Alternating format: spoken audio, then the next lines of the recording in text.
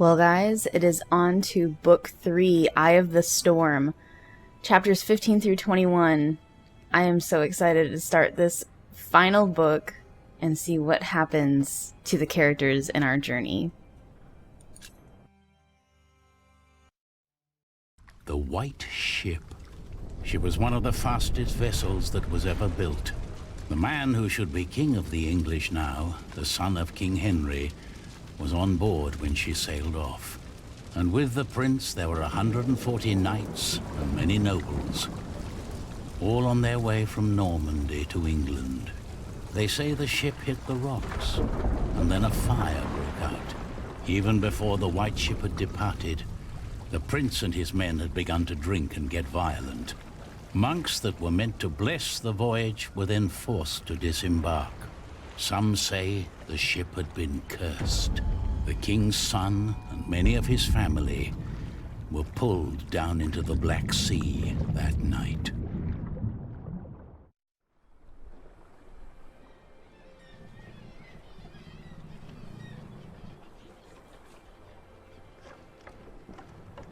You're forgetting one important detail. Not only these monks, but also Stephen of Blois, the king's nephew, left the ship before it embarked.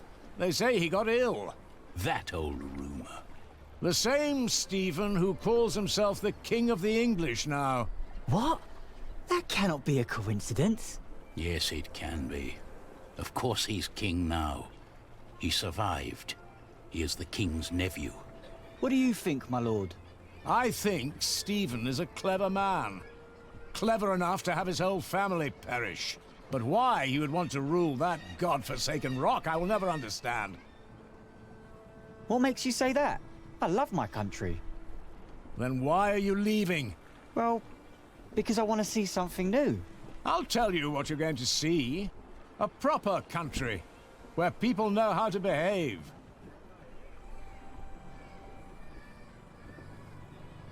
What about you?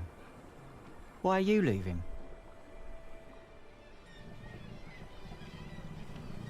Well, we are looking for Jack. I'm looking for someone. For who? I guess I should stay out of other people's business. Forgive me. You English do talk a lot, don't you? I just don't know how to feel about leaving my country for the first time. I mean, how should anyone feel?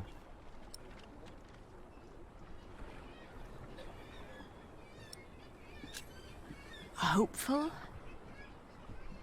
I don't know. Maybe I'm just running away.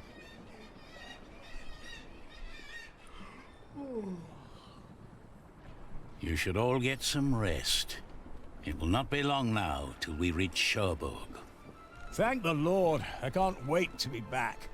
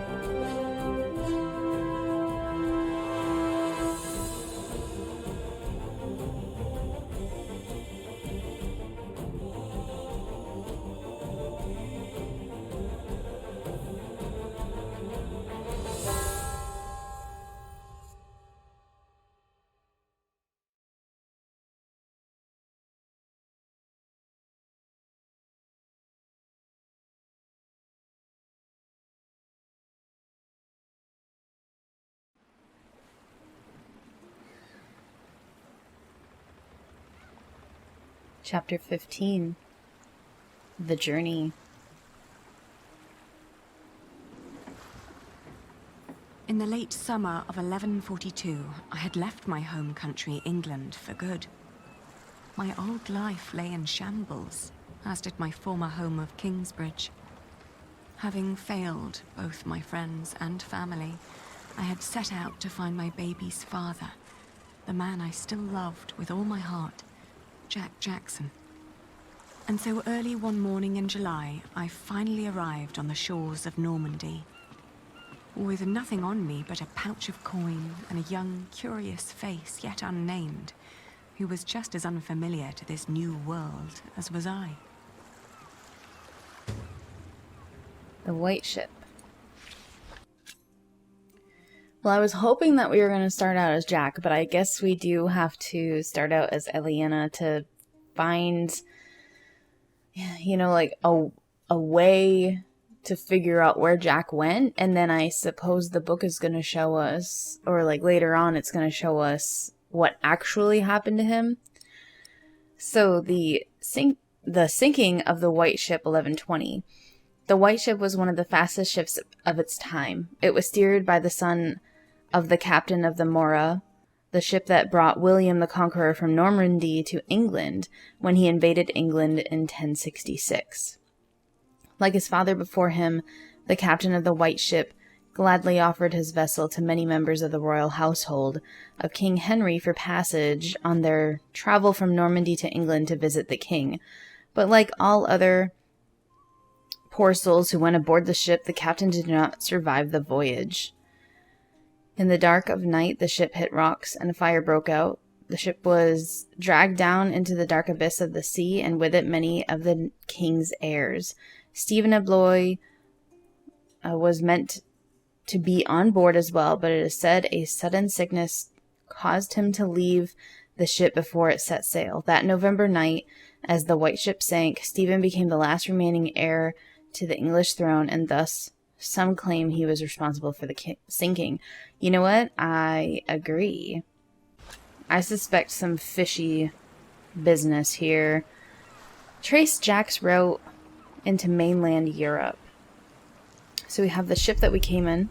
I took the first ship in the morning, had to get away as fast as possible. Oh my god, that man looks almost like Jack from behind, but I guess it's just because he's a redhead. And then we have Cherbourg. We're in Normandy. I don't know how to say that. Heard there is a lot of fighting for that castle. The ship wouldn't land there. And then we have the mason. I recognize those tools. A mason like Jack. Ooh, we might be able to have him help us out. Let's go ahead and speak with him. You're still here? Oh, it's you. I'm just trying to get my feet used to good solid ground again. The last bit of our voyage wasn't exactly my pint of ale. Because he might know... If Jack decided to become a mason or, like, be a builder... Oh, wait. Jack was really good at, like, sculpting. He might know of a place where Jack might go. That hammer you're carrying, do you happen to be a mason? Actually, I am. You have a keen eye, mistress. I guess I just know a mason when I see one. To be honest, I haven't been one long. Just finished my apprenticeship in Salisbury. Before that, I used to shear sheep with my parents, but I guess that wasn't really for me. Father still hates me for leaving, though.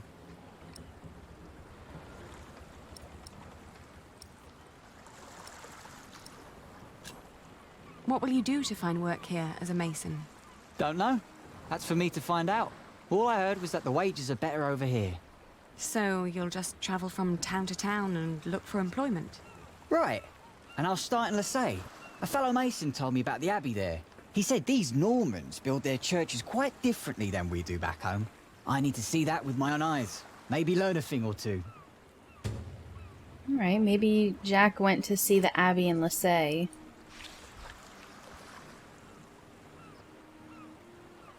Well, he's obviously not going to know who Jack is. Do many masons go to Marseille? I dunno. It's really just a tiny town. The mason who told me just happened to do some repairs there once. It's likely he told others as well. I left my old life as well. Scary, isn't it? to start off fresh and all that. Well, you definitely sound more excited than scared. Oh, I am excited. Wouldn't anyone be? I don't know. Maybe. I feel like it's different if you're just a single man compared to a single woman with a child. A baby that doesn't even have a name. I'm looking for someone. A red-haired mason called Jack Jackson. He came to France about a year ago or so. A fellow mason, great. Unfortunately, I wouldn't know a thing. After all, I just arrived here with you. I know, but should you meet someone like that on your journey, tell him Aliena of Shiring is looking for him. All right. Jack Jackson. I'll keep an eye out for you. Thank you. Okay, I like that. I like how he'll kind of let Jack know if he comes across Jack somewhere. Have a safe journey. Oh, thank you. You too. Although we didn't tell him where we would be going. Oh, the Amores. Father's dagger. And I won't give the baby a name until I find Jack. Oh, Jack. Must be a market. Oh, who's that? Not Jack. Not Jack. For a moment, I thought, but it's not him. Nah, I thought that guy was. They're bargaining for passage. Doing business with the English must pay. Selling fish and whatever cargo they can get their hands on. Can we... I feel uncomfortable about just walking over to a random man, but it looks like that might be the only thing we could do. We could talk to him. Hey, have you seen a man that looks just like you? Good day. I am looking for someone. A traveller who came through here last summer. Oh, hush now. I need to talk to this man. Looks young. He was born at the beginning of summer. What's his name? I haven't given him one yet. You should. He needs to know who he is. Makes growing up a lot easier.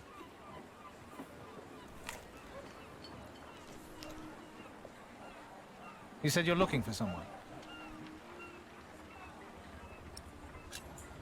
The man I'm looking for looks a bit like you, actually.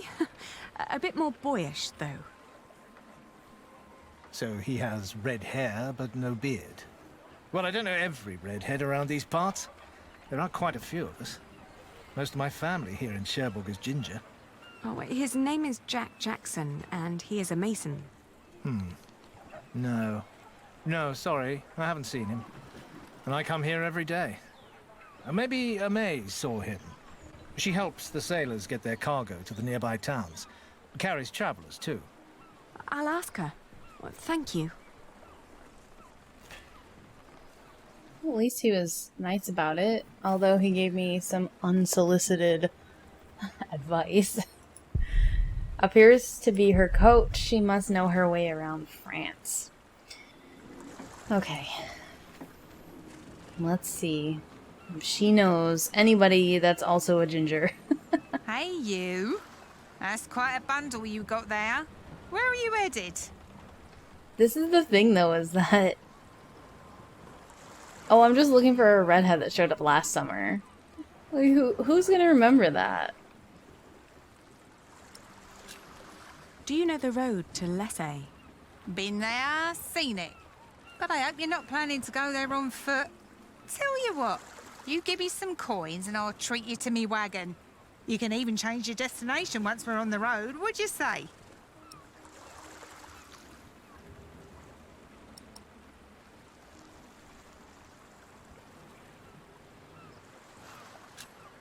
Have you seen a red-haired mason? He must have landed here sometime late last summer. Another ginger in Normandy? I wouldn't have noticed, even if he was carrying a hammer instead of a fishing rod. Maybe you should ask someone in Barfleur. That's where all the travellers come through, the pilgrims and kings. Their lot rarely lands in Cherbourg, with the fortress passing back and forth between Stephen of Blois and Geoffrey of Anjou. Why you even came to Cherbourg in the first place baffles me. It was the earliest ship I could get. You must be in some hurry, madam. Let's just say I needed to get away before I changed my mind. Fine with me. Who am I to judge? Maybe in Barfleur, someone saw Jack. Potentially. Let's ask her. Ooh. Maybe ask her this. Wait, I want to leave Travelling by the conversation coach is for just a moment. I strenuous want than to. walking. Your little worm deserves some warmth and a rocking carriage. I want to come over here, see if I can look at anything. Yeah, I guess not. Alright. Let's ask her about any other routes, and then Changed tell her your we're mind, ready to madam? go. You know, I reserved a cosy spot just for you. You're too kind. What other routes are there, besides going through Barfleur? Oh, I don't know, really. You need to ask the locals about that. But Barfleur sounds like a good place to start. Shake my hand and I'll take you there. All right. Take me out of town. All right. Where do you need to be?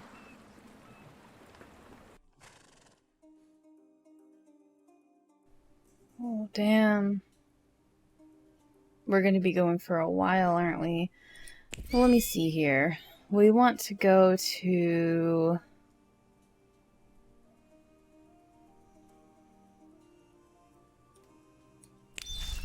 Wait a minute. Oh, we want to go to Lissay. Barfleur? Huh. There's no way that we're going to be going to all these different places, but it looks like we might make our way to Paris. Potentially. What do I want to do? Go to Barfleur? The main port in France? Or visit the Abbey? I mean, if Jack hadn't come across a mason, he probably wouldn't know about the Abbey in Lissay. So let's go to the main port, because he might have arrived there. We went to Barfleur, a scenic port town built on granite. It was the biggest harbour in Normandy and the main entry point for the Normans to their new possession of the Isle of England. I feel like if Jack arrived here, he would meet more masons that might potentially tell him about more places just than Lissay. I talked to some of the sailors and fishermen, but no one had remembered seeing Jack.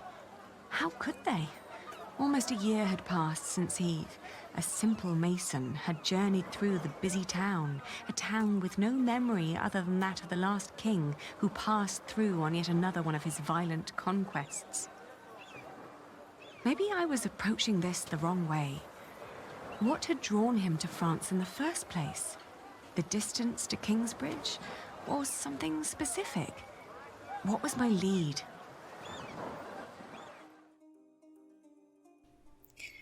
Harfleur? Honfleur. Oh, Honfleur, Harfleur. Try this port. No, let's go to the... We're just gonna go to the Abbey. Lissay was tiny, but as it turned out, worth the trip. In the small Abbey Church of the Trinity, I met a monk who claimed to have talked to a man fitting Jack's description. He'd been fascinated by the Abbey's rib vaulting and had asked the monks countless questions about the place's construction. The monk apologized that he couldn't tell me where Jack had traveled next, but I didn't mind. I lay down to sleep on the floor of the Abbey guest house and, for the first time in almost a year, I felt relief. As I drifted into sleep, I hugged our baby tight and whispered into his tiny pink ear, "We're going to find your daddy." Oh, I sure hope so. Okay, now we have two different places. Oh, this one goes across a mountain range. That's great. Follow the pilgrims to... Oh my gosh, I'm gonna butcher all of these French words. I am so bad at pronouncing French. I mean, I'm already kind of bad at pronouncing some of these things anyway. The pressure. Follow the pilgrims to Mont-Saint-Michel. Michel? Make a stop in Le Mans. Well, I don't know why she chose either. Are we just gonna travel all of France? I mean, is this the plan? Let's follow the pilgrims, I suppose. It's probably better than going through a mountain range. We can potentially make our way down. My father had once told me tales of the Mont-Saint-Michel. Long ago, the Archangel Michael had urged Hubert of Avranches to build an abbey on a lonely rock on the ocean by burning a hole into his head. They say one can go and see his penetrated skull on display in the church of his hometown. Oh, sign me up. I'll get a ticket. It was a windy day when I arrived, and the place was crowded with pilgrims and jongleurs. I remembered Jack's fascination with these tellers of stories. I spoke to one who was just taking a break. As it happened, he had indeed met Jack, although not in Mont-Saint-Michel, but on a road heading east from there.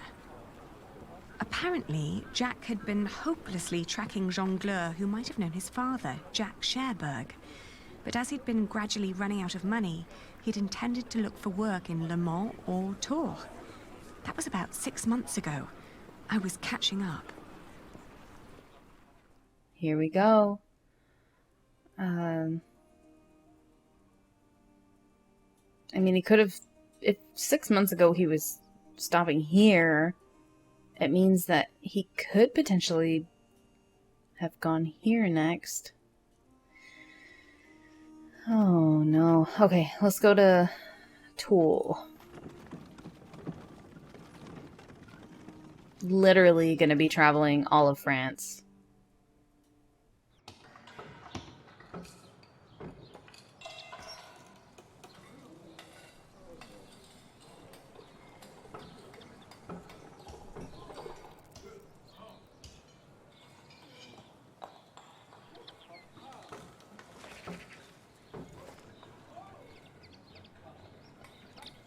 That guy looks sketchy.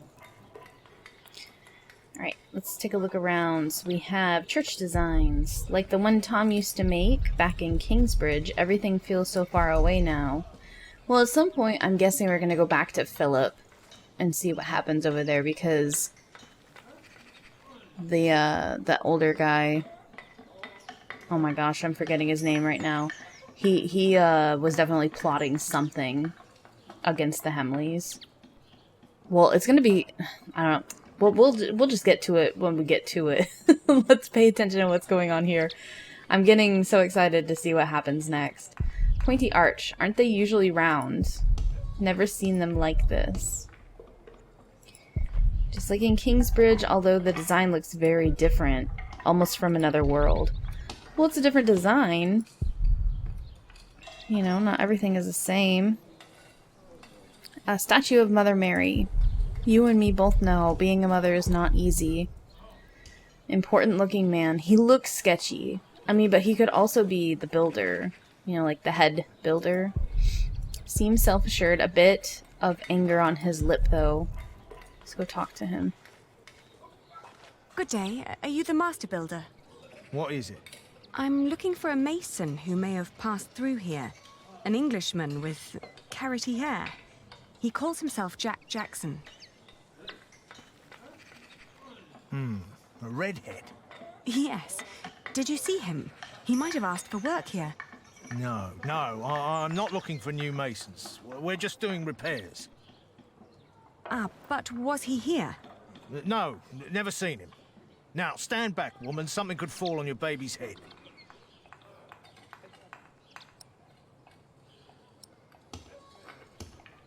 He's not gonna let me talk to the workers.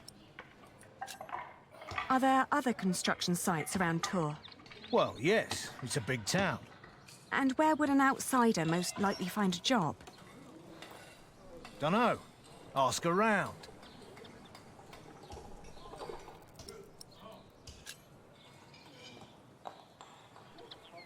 You hesitated when I mentioned a redhead. Are you sure you haven't seen him? Yes, I am sure. I want to talk to the workers. May I talk to your workers? No, they're busy. And I can assure you they have nothing to say on that matter. Perhaps I'll talk to them once they've finished for the day. It would be a waste of time. All right, he was here. Was working for me. But I had to throw him out after 2 or 3 days. Why? Because he was all want. Let me redesign the roof, let me make the nave lighter. All pretty ideas, but he never shut up long enough to do the work he was supposed to do. Shit, that man was almost as needy as my son when he was still a brat.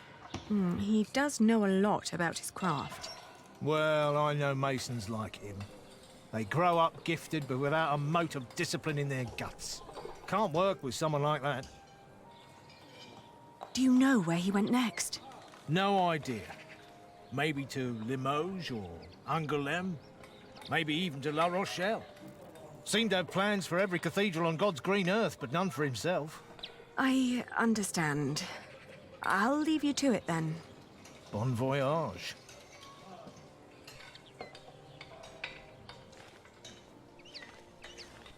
Well, I guess it wasn't a complete waste of time. But we're still traveling. Oh, I feel like an important and free port town, another site with another cathedral, or a flourishing artistic center. I think I want to go this way. Oh, man. Oh, look at the cool designs. With all of them blowing the wind. We're gonna go to Limoges. We had just left Tours when I suddenly felt dizzy. I stopped and made rest, trying to catch my breath, then lost my breakfast in a ditch at the side of the road. Oh no. I feel like this is the Oregon Trail. She's gonna get some type of sickness. To my horror, our baby too had grown pale, his breath shallow like that of an old man. I tried not to panic, but the next inn was a long distance away and we couldn't stay on the road where it was wet and cold.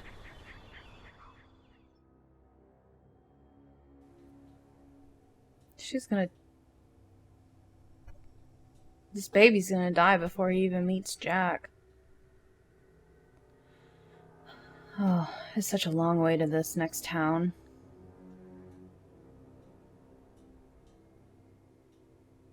Let's head back. Back in Tours, the fever got worse. I remember people carrying me into a room, laying me on a bed.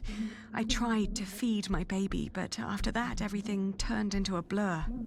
Oh, we're gonna lose this baby. Whether it is misplaced, someone takes it, or it's gonna die. When I awoke, Jack was standing next to my bed. No, this is a fever dream. He scolded me for following him. "You know you could go anywhere you want," he whispered. "Why be stupid and follow me?" I tried to answer, but he just opened the window and jumped out, heading toward ancient Greece, or maybe all the way to Arabia. And in my feverish mind, I followed him.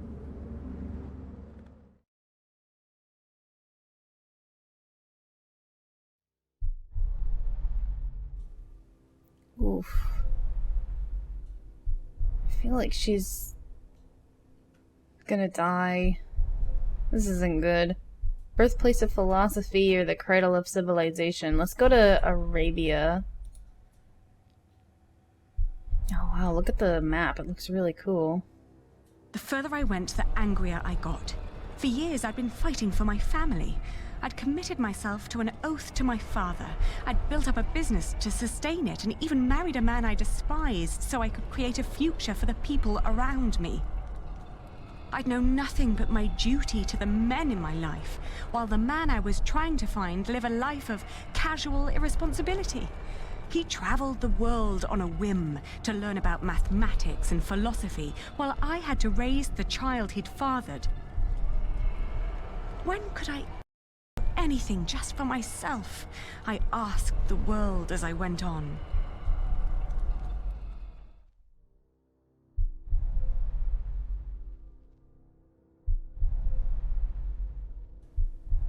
A site of great failure.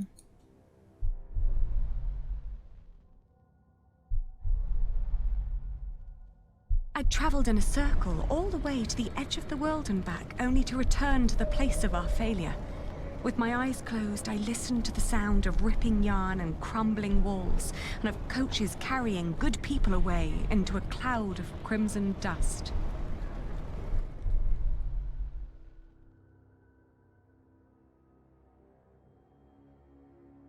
When the last moat had settled, I opened my eyes again and found myself in a dirty little room.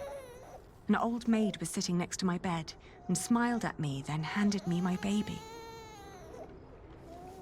Oh, dear God, he still looked so pale. Let's see if he'll eat. I tried to feed him, but he refused. Oh no.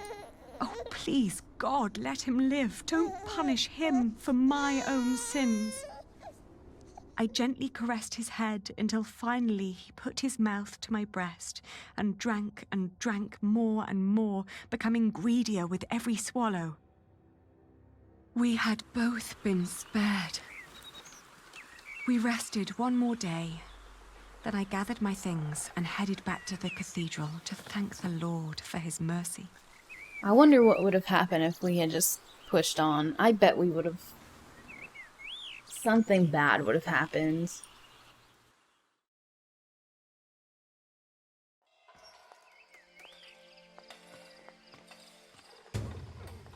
I need to thank the Lord for sparing our baby's life.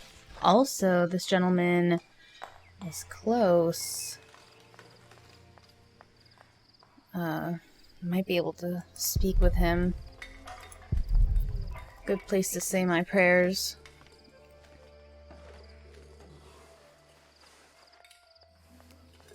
I thank you, dear Lord. All right, steady I thank now. you for having spared my child. I thank you for... Don't let go until it's done. But why are you showing mercy on me? I failed everyone I cared about. I failed Jack. I failed my brother. And if I never return, I would also break the oath I had given Father. It's just that I feel like I've never had a life of my own. I've always fought for others. And this may be the very first time that I fight for something that I only want for myself. Maybe I should just go back and help rebuild Kingsbridge. Maybe Jack doesn't even care for me anymore. Amen. That made me a little nervous of them hoisting that up. Huh. Plus, that also looks like a corbel that Jack was making. I don't feel comfortable going over here. Why are you gonna make me go over here? This is death, Aliena. I've seen one of those before. It's amazing, isn't it? The man who did that really had it in him.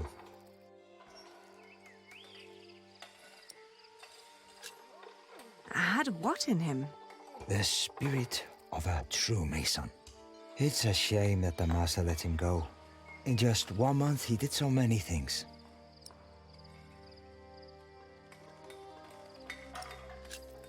The master builder said he'd fired him after just 3 days. Did he? Well, maybe that's how he remembers it. The two didn't really see eye to eye, you know? To tell you the truth, everyone thinks that he feared for his own job having someone like that around. the last thing Jack did was carve that corbel. It was the one thing the master let him do. Then when he was done, he was asked to leave.